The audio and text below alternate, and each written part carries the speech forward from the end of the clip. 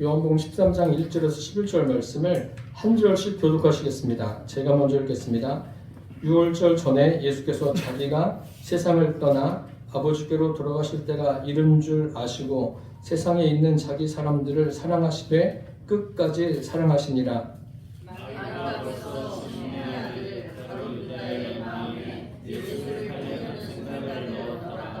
저녁 먹는 중 예수는 아버지께서 모든 것을 자기 손에 맡기신 것과 또 자기가 하나님께로부터 오셨다가 하나님께로 돌아가실 것을 아시고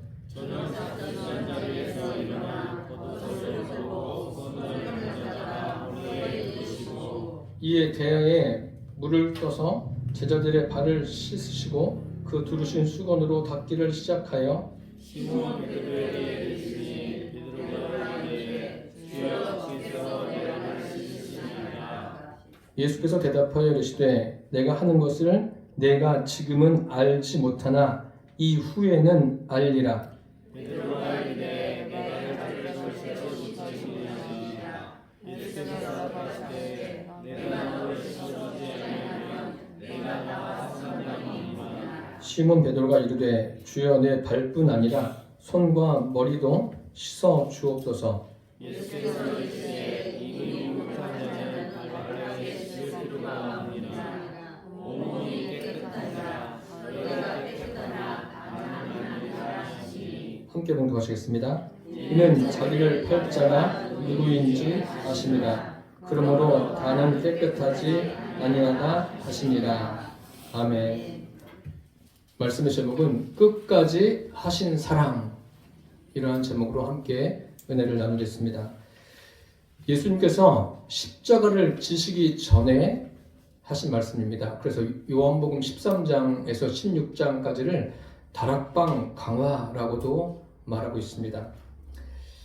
예수님은 세상에 있는 자기 사람들을 사랑하셨는데 끝까지 사랑하셨다라고 오늘 본문 말씀에 기록되어 있습니다. 그러면 예수님의 사랑이 어떠한 사랑입니까? 그 사랑을 오늘 함께 나누고자 합니다. 첫째로 창조하신 피조물을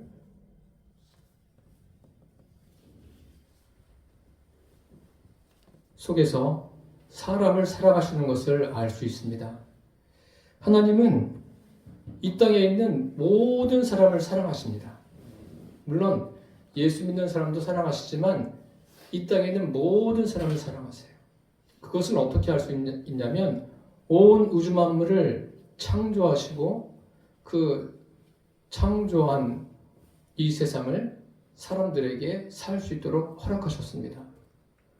우리가 밖에 나가면 햇빛을 보고 또 공기를 시원한 공기도 마시고 또 대자연을 보면서 감탄할 때가 있지 않습니까? 그 모든 것을 하나님이 인생에게 주셨습니다. 그것이 인생을 사랑한다는 증거입니다. 살기에 필요한 것을 공급해 주신 거예요. 그러니 얼마나 이것이 귀하고 감사한 일이겠습니까? 지금 우리가 살고 있는 이 지구를 한 예로 들어서 여러분 말씀을 드려보겠습니다. 지구가 자전과 공전을 합니다. 낮과 밤이 바뀌는데 이 낮과 밤이 바뀔 때 지구가 자전을 하는데 그 속도가 465m예요. 1초에 465m를 갑니다. 서울에서 부산까지 직선 거리로 325km입니다. 그러면 서울에서 부산까지 약 얼마나 걸리는 거죠? 11분에 주파할 수 있는 그런 속도입니다. 그리고 지구가 또 공전을 하지 않습니까? 그래서 사계절이 생기는데 이 공전의 속도는 약 초당 30km를 갑니다. 총알의 30배예요. 굉장히 빠르죠. 그런데 여러분 지구가 자전하는 속도, 공전하는 속도 귀에 들리십니까? 귀에 들리지 않도록 주님께서 모든 조치를 다 취해 주셨습니다. 한 가지 예를 든 겁니다. 이것이 하나님께서 인생에 대한 배려고 인생을 사랑하시는 증거입니다. 그리고 이 온 우주 만물은 하나님께서 인생에게 사용하도록 주셨어요. 그런데 계속 있는 게 아닙니다. 이제 하나님께서 이 세상을 심판하실 때 백부자 심판하신 그것과 동시에 이 세상은 열렬히 타는 불에 다 녹아 없어집니다. 이 세상은 계속 있는 것이 아닙니다. 하나님의 심판 때에 다 사라지는 거예요. 왜요? 이 땅에 사람이 더 이상 존재하지 않기 때문에 그런 일이 일어납니다. 그리고 하나님은 사람을 창조하셨는데 하나님의 형상대로 창조하셨습니다. 그러니까 사람은 존귀한 존재죠. 얼마만큼 존귀하냐면 하나님의 형상대로 지을 만큼 존귀한 존재예요. 그런데 그것을 모르고 그냥 세상을 살아가는 사람들이 참 많습니다. 예수 믿으면서도 그것을 모르고 살아가는 사람들이 많아요. 여러분 각자는 굉장히 존귀한 존재예요. 제 이야기가 아니라 하나님께서 그렇게 창조하셨다는 거예요. 그것이 바로 하나님의 사랑의 증거입니다. 왜 그럼 하나님께서 하나님의 형상대로 사람을 창조하셨습니까? 사람과 하나님과 인격적인 관계를 갖기 위해서 그렇게 하셨습니다. 여러분 우리가 동물이 아무리 귀엽고 또 동물이 사람을 잘 따라도 동물과 인격적인 관계가 형성이 됩니까? 절대 그렇게 될 수가 없습니다. 그리고 하나님께서 사람을 사람으로 창조하신 것이 참 감사한 일입니다. 천사로 지었다고 생각해 보세요. 천사가 타락해서 마귀가 되지 않았습니까? 하나님을 대적하는 존재가 된 그 마귀. 우리도 천사로 지음받았으면 그렇게 될 수가 있어요. 그런데 사람으로 지음받았어요. 사람으로 지음받았는데 사람이 얼마나 연약합니까? 죄를 안 짓고 살 수가 없지 않습니까? 그럼에도 불구하고 그러한 인생을 하나님은 사랑하십니다. 사랑하시는데 얼마만큼 사랑하시냐면 성경에 이렇게 기록되어 있습니다. 하나님이 세상을 이처럼 사랑하사 독생자를 주셨으니 이는 저를 믿는 자마다 멸망치 않고 영생을 얻게 하려 하심이라.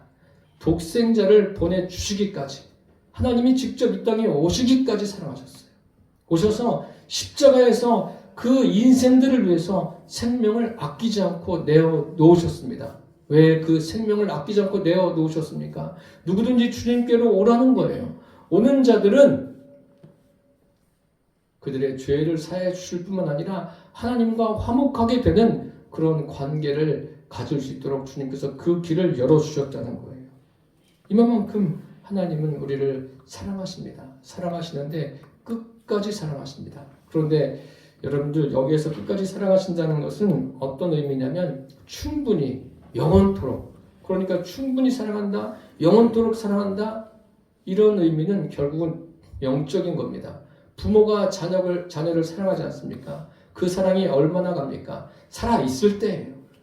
돌아가신다면 끝나는 거예요. 이 땅에 있는 것 외에는 없어요. 그렇지만 예수님의 사랑은 어떻습니까? 예수님의 사랑은 끝이 아니에요. 영원토록 진행되는 사랑입니다. 그 사랑을 누리는 사람들은 하나님의 자녀들이에요. 또 하나님의 자녀가 되지 않은 분들은 그 사랑을 누리지 못하고 살아갑니다. 어쨌든 하나님은 이 세상에 있는 모든 사람들을 사랑하신다는 것을 잊지 않기를 바랍니다. 그리고 모든 사람이 구원받기를 원하셔요.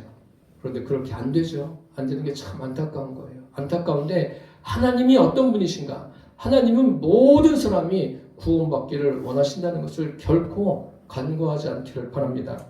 둘째로 예수님을 영접한 사람들을 끝까지 사랑하십니다. 예수님께서 공생의 기간에 제자들과 함께 사역을 하시면서 이제 십자가를 앞두고 계십니다. 그런데 그 제자들을 얼마나 사랑하시는지 오늘 함께 식사를 하다가 식사 도중에 벌떡 일어나십니다. 일어나셔서 겉옷을 벗으시고 이제 수건을 허리에 두르고 물을 떠다가 제자들의 발을 씻기십니다. 참 귀하죠? 제자들의 발을 다 씻기세요. 한 사람도 예외 없이 다 씻겨주십니다. 그러니까 이것이 이제 마지막 유언으로 세족식을 하는 거예요.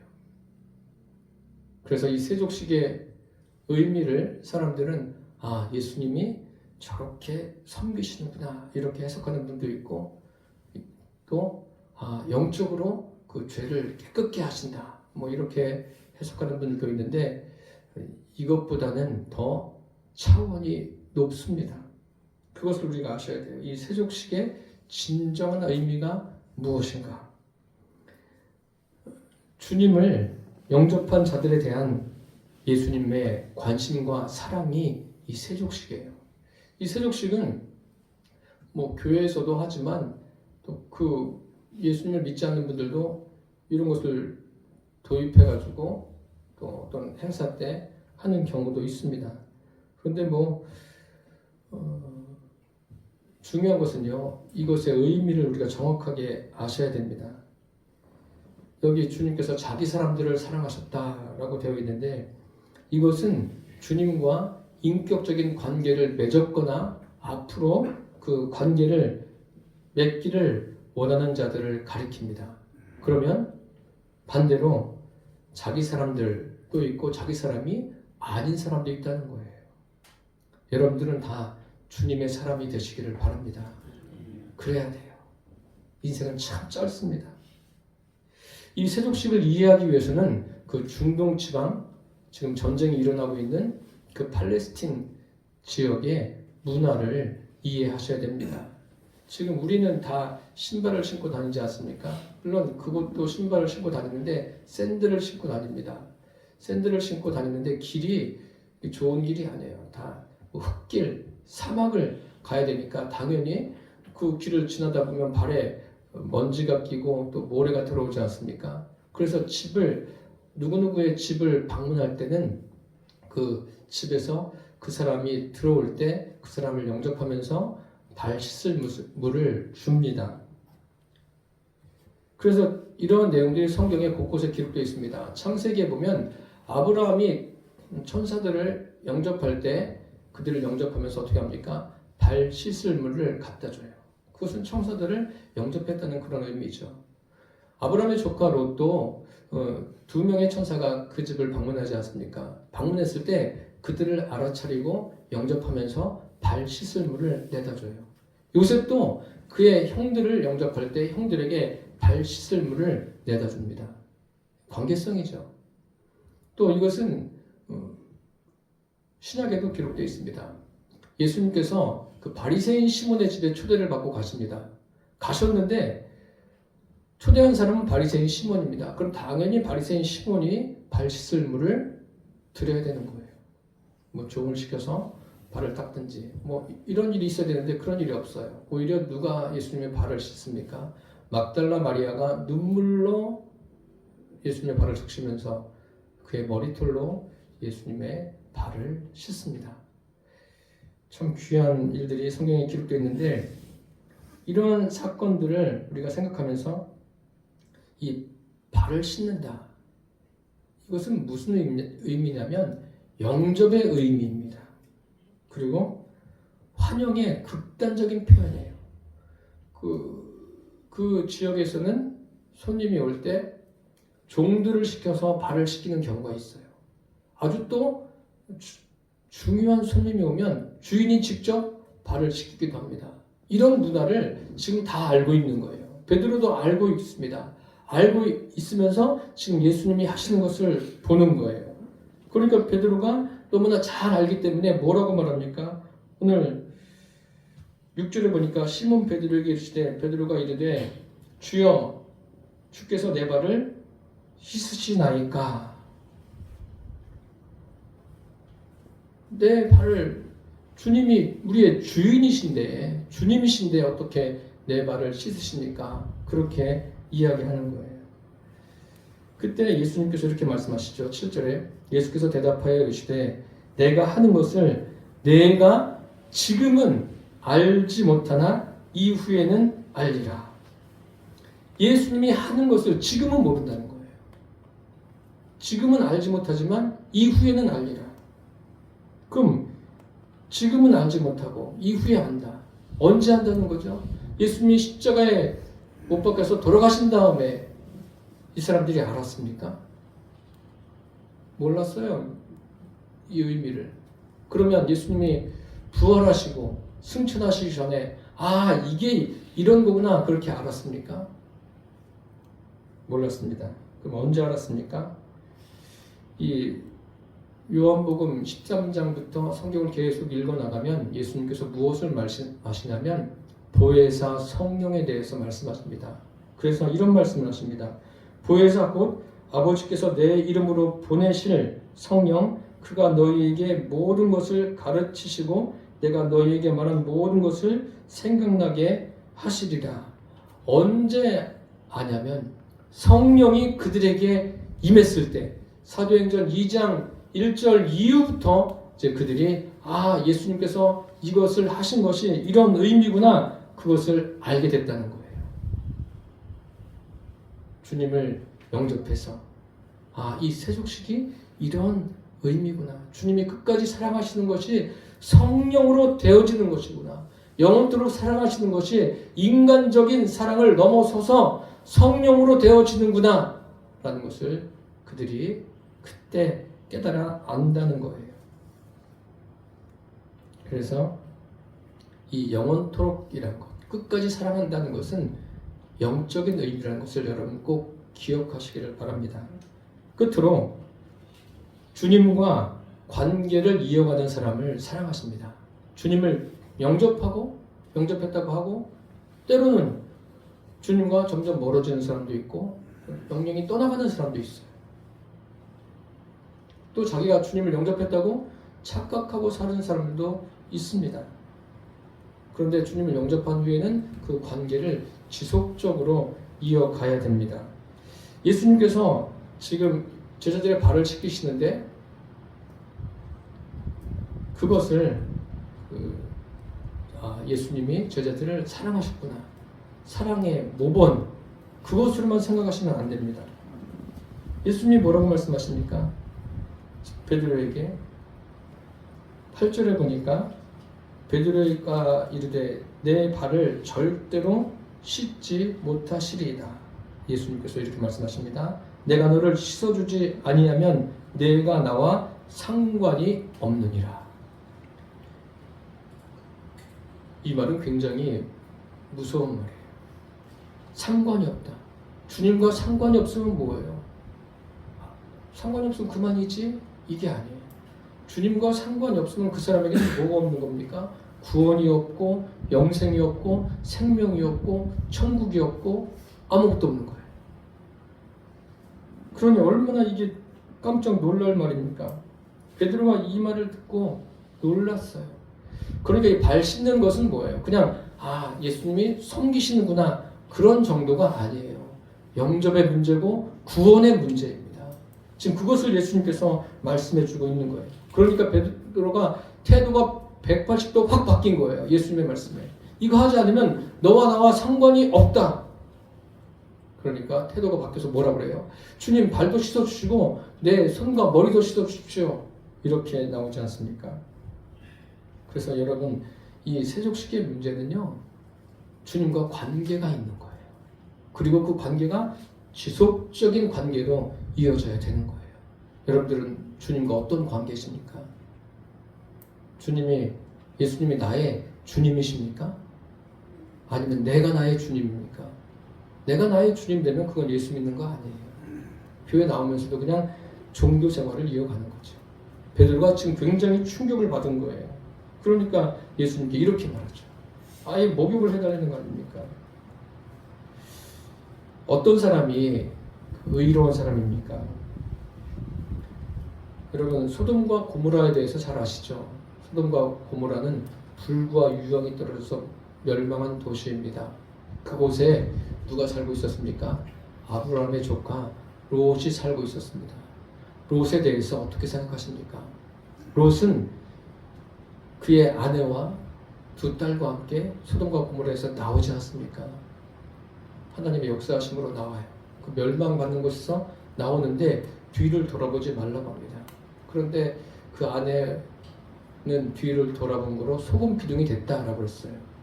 그리고 나왔어요. 롯과 두 딸과 나왔는데 두 딸이 무슨 생각을 합니까? 우리가 이제 대를 이어야 되는데 이을 사람이 없으니까 우리가 아버지를 통해서 대를 잇자. 그래서 롯은 자녀를 낳았는데 그게 아들인지 딸인지 아니면 손주인지 모를 정도고 이렇게 돼버린 거예요.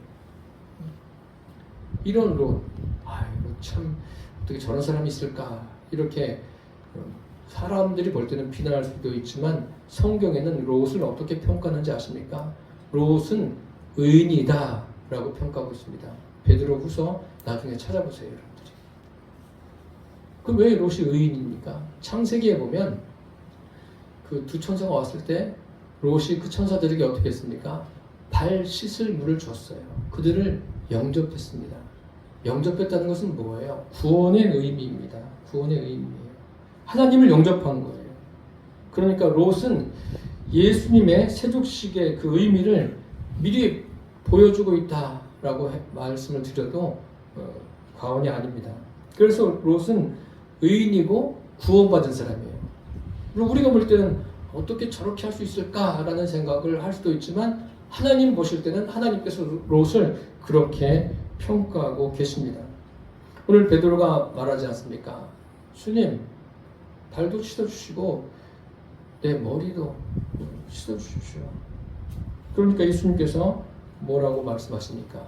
목욕한 사람에게는 온몸이 깨끗하기 때문에 발밖에 씻을 필요가 없다. 그러면서 하신 말씀이 뭐예요? 다는 아니다. 누구를 두고 하신 말씀입니까? 그들과 함께 있는 가룟 유다를 두고 하신 말씀이에요. 가룟 유다도 분명히 예수님께서 발을 씻어주셨습니다. 그런데 그러고 나서 그 후에 나가서 어떻게 합니까? 예수님을 팔지 않습니까? 그리고 예수님께서 발을 씻는다는 것, 이 의미가 한 가지가 더 있습니다. 목욕은 뭐예요? 한 번만 하면 되는 거예요. 발은 계속적으로 씻는 것을 의미합니다. 그러니까 예수님이 지금 말씀하시는 것은 구약과 신약을 말씀하고 계시는 거예요. 구약은 성령이 오셔서 역사하십니다. 역사하시는데 사람들 안에 내주하지는 않으십니다. 단회적으로 역사하셔요. 그런데 신약은 어떻습니까? 사도행전 이후에는 성령님이 사람들 안에 내주해 계시는 거예요. 떠나지 않습니다. 깨끗함을 유지하는 길이 뭐예요? 계속해서 발을 씻는 거예요. 그러니까 이것은 무엇을 설명하는 겁니까? 보혜사 성령님을 설명하고 있는 거예요. 성령님이 오셔야 된다는 말씀입니다. 아담과 하와가 선악을 알게 하는 나무의 과실을 먹고 죄를 전해주는 조상이 됐습니다. 그것을 해결할 길은 우리에게는 없어요. 예수님께서 오셔서 십자가를 통해서 해결해 주셨어요. 그리고 승천하시면서 성령, 보혜사 성령을 우리에게 보내주셔서 하나님과 인격적인 관계 가운데 살아가게 해주셨습니다. 이것을 우리는 늘 감사하며 살게 되기를 바랍니다. 여기 끝까지 사랑하신다 라고 말하니까 육신적인 사랑을 생각하는데 절대 그렇지 않습니다. 이것이 바로 하나님의 사랑이에요. 영적인 사랑입니다. 영적인 사랑. 이것을 우리가 기억하며 살게 되기를 바랍니다. 우리를 생각해 보십시오. 사람은 어떻습니까? 사람이 완전합니까? 사람의 속이 어때요? 온갖 추하고 더러운 게 가득하지 않습니까? 여러분 이야기가 아니라 제 이야기예요. 제가 저를 봐도 참 불완전하고 부족하고 더러운 게 얼마나 많아요. 그런데 그것으로 끝나지 않아요. 그곳에서 주님이 제자들의 발을 씻기시는 심정으로, 십자가를 지는 심정으로 계속해서 저에게 머물러 계신 거예요. 그게 은혜 아닙니까? 완벽한 사람이 어디 있어요? 나는 깨끗해. 나는 선을 행하고 참 착해. 여러분 그런 말씀 마세요. 그것으로 구원받습니까? 아니에요. 추하고 더럽지만 그곳에 주님이 성령으로 머물러 계신 게 은혜예요. 그걸 잊지 마세요. 우리는 주님 앞에 내세울 게 아무것도 없어요. 자랑할 게 없어요. 자랑할 게 있다면 이렇게 추하고 더러운 인생 가운데 주님이 오신 것이 우리의 자랑거리입니다. 그래서 생명이 되어주시고 주님이 매일같이 역사하고 계시지 않습니까? 그리고 그 생명을 지속적으로 유지할 수 있도록 역사하셔요. 그것을 유지할 수 있는 길은 뭐예요? 그 한 가지만 말씀드리고 마치겠습니다. 주님께서 여호수아에게 말씀하셨어요. 모세의 귀를 이어서 이제 가나안을 들어가고 정복하라. 정복하는데 너는 마음을 강하게 하고 담대하게 해야 돼. 그 마음을 강하게 하고 담대하게 할 수 있는 길이 뭐예요? 길은 다른 거 없어요. 우리가 살아가는 길은 다른 것이 없습니다. 뭐예요? 이 율법책을 내 입에서 떠나지 말게 하며 그것을 죄로 묵상하고 그 가운데 기록된 것을 다 지켜 행하라. 그리하면 내 길이 평탄하게 될 것이다. 내가 형통하리라. 할렐루야. 하나님 말씀에는 없어요. 우리에게 주신 이 성경 말씀을 주야로 묵상하십시오. 내가 진짜 나이가 들어서 눈이 안 보일 때까지 이 성경을 놓지 마시고 매일같이 읽으세요. 주의 말씀은 내 발의 등이요 내 길의 빛입니다. 나의 인생길을 인도해 주실 수 있는 분은 부모가 아니에요.